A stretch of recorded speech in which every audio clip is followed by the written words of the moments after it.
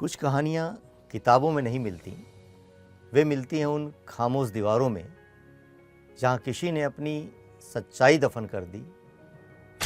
आज हम खोलने जा रहे हैं एक ऐसी अनकही दास्तां जिसे वक्त ने छुपा लिया मगर इतिहास ने भुलाया नहीं। जी हाँ, इस अनकही दास्तां में अभिनंदन है आपका और अभिवादन स्वीकार कीजिए। दरअसल आज के इस अनकही दास्तां का बिंदु है नेताजी सुभाष चंद्र बोस की वह अद्भुत यात्रा जो एक ग्रेट एस्केप से जानी जाती है। 16 जनवरी 1941 की रात कोलकाता की गलियां नींद में डूबी थी, लेकिन एक घर की खिड़की में अब भी रोशनी थी। उस कमरे में बैठा एक व्यक्ति अपने देश की आज़ादी के लिए मौत से सौदा करने जा रहा था। वो था सुभाष चंद्र बोस। ब्रिटिश उसे कैद में रखना चाहते थे, लेकिन वो अपनी तकदीर को आज़ाद करने निकल पड़ा था। उस रात भारत के इतिहास ने करवट ली और शुरू हुई द ग्रेट एस्केप। ब्रिटिश ने सोचा कि उन्हें घर में नज़रबंद करके सब खत्म हो जाएगा, पर उन्हें क्या पता था उसी घर की चारदीवारी के भीतर एक ऐसा तूफान जन्म ले रहा था जो साम्राज्य की नींव हिला देगा। दरअसल द्वितीय विश्व युद्ध के दौर में सुभाष चंद्र बोस को कलकत्ता में सरकार ने नज़रबंद किया था। बात उस कहानी की है जब कलकत्ता से सुभाष चंद्र बोस कैसे निकल रहे हैं। वह कलकत्ता का उनका घर जो एल्गिन रोड में मौजूद, जहां हर कोने में जासूस, हर दरवाजे पर पहरा। ब्रिटिश को लगता था कि उन्होंने नेताजी को कैद कर लिया है, लेकिन वे भूल गए थे कि बोस लोहे के नहीं विचारों के आदमी थे।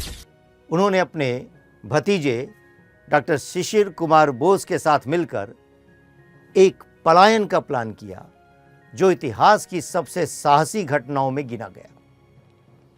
बोस कहते हैं वो आसमान और समंदर पर पहरा देते हैं और हम साए में निकलेंगे। यही वह समय था जब वेश बदलकर सुभाष आगे बढ़ते हैं। जनवरी 1941 की रात सुभाष चंद्र बोस अब मोहम्मद जियाउद्दीन बन चुके थे। एक मुसलमान इंश्योरेंस एजेंट, गोल चश्मा, लंबी दाढ़ी और धीमी चाल, हर हरकत में एक नया इंसान। शिशिर कांपती आवाज में बोले, चाचा अगर पकड़े गए तो? बोस मुस्करा कर कहे, जब मकसद आज़ादी हो तो डर की जगह नहीं होती। और फिर रात के सन्नाटे में वो पिछले दरवाजे से निकल गए। बाहर इंतजार कर रही थी उनकी कार ड्राइवर शिवनाथ दास के साथ। ब्रिटिश पुलिस से बस कुछ गलियां दूर, और वो निकल पड़े आज़ादी के सफ़र पर। रात के 1:30 बजे बोस और शिशिर कोलकाता की सड़कों पर गायब हो जाते हैं और फिर शुरू होती है आज़ादी की राह।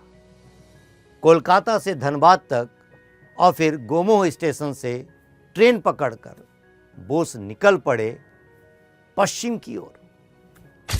कोच में बैठा एक आम यात्री जिसे कोई नहीं पहचानता था, वही व्यक्ति था जिसकी तलाश में ब्रिटिश साम्राज्य बौखला रहा था।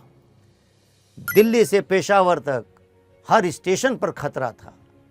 पुलिस चौकियों से गुजरना, नकली नाम से होटल बुक करना, मौत के साथ रोज का जुआ, हर मील पर एक जोखिम था।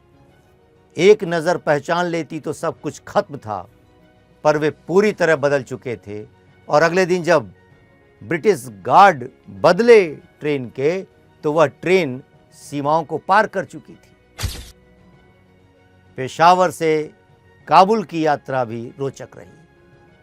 पेशावर से वो गुप्त रास्ते से निकले काबुल की ओर, और बर्फीले पहाड़, वह डाकुओं के ठिकाने, ब्रिटिश एजेंट्स की निगरानी, पेशावर में उनका साथ मियाँ अकबर शाह और अकबर खान का हो गया। यहीं बोस ने तीसरा रूप धारण किया, एक गूंगे बहरे पठान जियारती का। इस तरह वे बिना बोले सीमाओं को पार करते गए, कंधार, काबुल और फिर आज़ादी की दिशा में। काबुल में उन्होंने जर्मन और इटालियन राजनयिकों की मदद से एक नया पासपोर्ट पाया। नाम था ऑरलैंडो मजोटा। और फिर 2 अप्रैल 1941 को सुभाष बर्लिन पहुंच जाते हैं। ब्रिटिश शासन हक्का बक्का रह गया। उसका सबसे बड़ा कैदी हवा में गायब हो चुका था। 1941 में बर्लिन में हिटलर से मुलाकात भी रोचक रही। युद्ध की लपटों से घिरी हुई दुनिया और इसी शहर में पहुंच गए नेताजी सुभाष चंद्र बोस। उन्होंने जर्मनी में फ्री इंडिया सेंटर की स्थापना की और आज़ाद हिंद रेडियो से प्रसारण शुरू किया और वहां पर जय हिंद का नारा दिया। कुछ ही महीनों में उनका नाम भारत और यूरोप में गूंज उठा। फिर आया वो ऐतिहासिक पल जब नेताजी की मुलाकात हिटलर से हुई। बोस ने कहा, भारत की आज़ादी आपकी राजनीति नहीं, मेरा धर्म है। हिटलर ने आधी अधूरी मदद का वादा किया, लेकिन बोस जान चुके थे कि अब उन्हें एशिया पहुंचना ही होगा और इसलिए वह बर्लिन से सुमात्रा की यात्रा करते हैं। जी हाँ दोस्तों, 1943 में वह जब बर्लिन और यूरोप जल रहा था, लेकिन बोस का दिल अब एशिया की ओर था, जहां जापान में भारतीयों की सेना तैयार हो रही थी आज़ाद हिंद फौज के नाम से। बोस ने उस समय अपने आप से कहा कि यूरोप ताकत के लिए लड़ता है और मैं आज़ादी के लिए। दरअसल 1943 का वह दौर जब नेताजी ने इतिहास की सबसे साहसिक यात्रा का निर्णय लिया और वो जर्मनी से एक पनडुब्बी जिसका नाम नंबर U-180 था सवार हुए। उद्देश्य था जापान पहुंचना, जहां आज़ाद हिंद फौज उनका इंतजार कर रही थी। 90 दिनों तक वो रहे समुद्र की गहराइयों में। ऊपर ब्रिटिश जहाज गश्त कर रहे थे और नीचे अंधकार और सन्नाटा।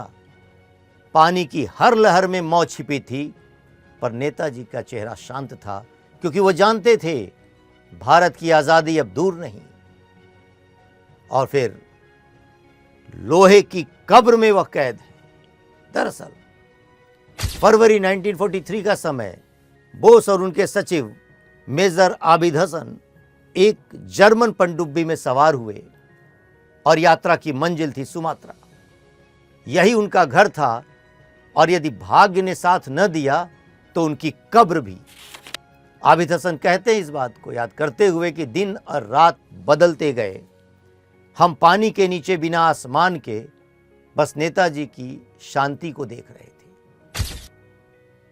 अटलांटिक महासागर के बीच पनडुब्बी गलती से सतह पर आ गई और तभी एक दुश्मन युद्धपोत ने उन्हें देख लिया और उस पर निशाना साध दिया। सेकंडों में मौत सामने थी। बोस हसन से कहते हैं कि दुर्गा मां हमें अपने कर्तव्य पूरा होने से पहले डूबने नहीं देगी। टकराव से ठीक पहले समुद्र ने दुश्मन की पनडुब्बी को ही निगल लिया। पनडुब्बी जोर से हिली और फिर शांत हो गई। सुभाष बाल बाल बचे। समंदर ने उन्हें निगलने से इनकार कर दिया और फिर 3 महीने पनडुब्बी का सफर, बिना सूरज, बिना आसमान के, हर दिन एक जंग। आबिद हसन कहते हैं कि वो पढ़ते रहे, लिखते रहे, योजना बनाते रहे, जैसे समंदर भी उनके आदेश में था। और फिर समुद्र के बीच मुलाकात किससे और कैसे होती है? हिंद महासागर के बीचों बीच हुआ इतिहास का सबसे खतरनाक मिलन जर्मन पनडुब्बी और जापानी पनडुब्बी का, जहां पर सुभाष को जर्मन पनडुब्बी से जापानी पनडुब्बी में जाना था। समुद्र की गहराइयों में आमने सामने वे आईं। नेताजी ने पनडुब्बी बदली और उस पल इतिहास ने सांसें रोक लीं। लहरें उफन रही थीं और बोस ने रस्सी पकड़कर दोनों जहाज़ों के बीच सफ़र किया। एक फिसलन और इतिहास वहीं डूब जाता, पर वो पार उतर गए, जैसे किस्मत ने भी रास्ता छोड़ दिया। और फिर 3 महीने बाद सुमात्रा के तट पर उनका जहाज उतरा। आबिद हसन बताते हैं कि उन्होंने सूरज की ओर देखा और कहा, अब असली लड़ाई शुरू होती है। और फिर सागर पार कर वे सिंगापुर पहुंचते हैं, जहां उन्होंने खड़ी की आजाद हिंद फौज INA और बोला इस बात को कि तुम मुझे खून दो, मैं तुम्हें आज़ादी दूंगा। जी हाँ, यही वह पल था जब भारत के युवाओं ने पहली बार महसूस किया कि क्रांति अब सिर्फ शब्द नहीं है, बल्कि कसम बन चुकी है। और फिर दुर्भाग्य की वह घटना भी सामने आई जब 1945 में टोक्यो रेडियो ने घोषणा की कि नेताजी की विमान दुर्घटना में मृत्यु हो गई। पर आज भी भारत पूछता है, क्या सच में वो मरे या एक और ग्रेट एस्केप की शुरुआत हुई? नेताजी सिर्फ भागे नहीं थे, उन्होंने दुनिया को दिखाया कि आज़ादी किसी जेल में कैद नहीं की जा सकती। उनकी यात्रा यह साबित करती है कि जब किसी व्यक्ति का मिशन राष्ट्र की आत्मा से जुड़ जाता है तो उसका हर कदम इतिहास बन जाता है।